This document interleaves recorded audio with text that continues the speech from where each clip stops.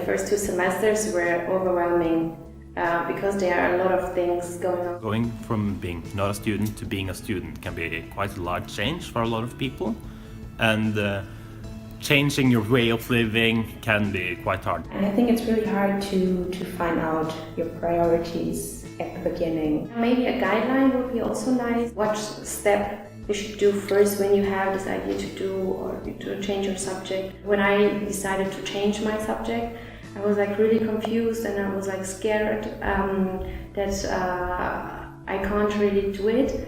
And then I was like wondering, where can I start? To whom do I have to speak to in order to do the first steps? You have to find out everything yourself, and when you have classes, even though it's late, it's also a bit difficult. When you have a kid you have to pick up from kindergarten. When I got pregnant with my second child, I asked for some guidance, and the guider didn't know too much, so he said that I have to find it out myself, which is okay, but it's not so easy to find out information about how you can be a full-time student when you have small children. What was very difficult was getting administration done and also answers to my questions. There was over 1,000 people for one administrator, and this was the only contact service person at the university that I could go to.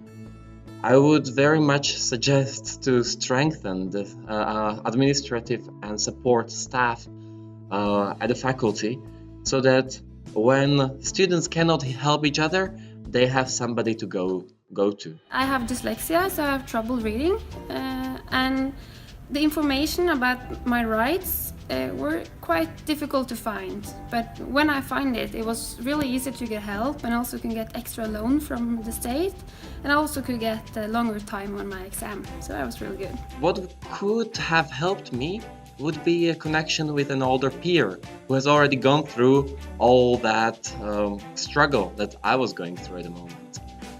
Somebody with experience. We were a big group of hundreds of students, and what I was missing was a smaller group or smaller circle where the natural binds and connections could have developed. Fatima and I, we know each other for a long time. We had the same scholarship during our studies for the undergraduate degrees and for the master studies.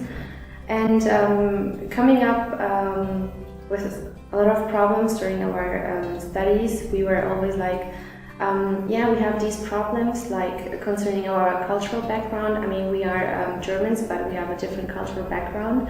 And dealing with problems concerning also our studies, but also personal issues, we always like felt lost, or there were not really an office in which you could go and tell about specific problems. And we were always like each other's mentor, we could say. Yeah, and we always kind of like trying to find solutions, and we were like thinking, okay, but when we both have these problems, there must be other women with a different cultural background who don't have their family roots in Germany. So we decided to create the network Emigra. Netzwerk Emigra is a network for women with migration background, and we give them a safe space in which they can exchange about problems in their studies. We try to bring them together also with their subjects, so that they have a mentoring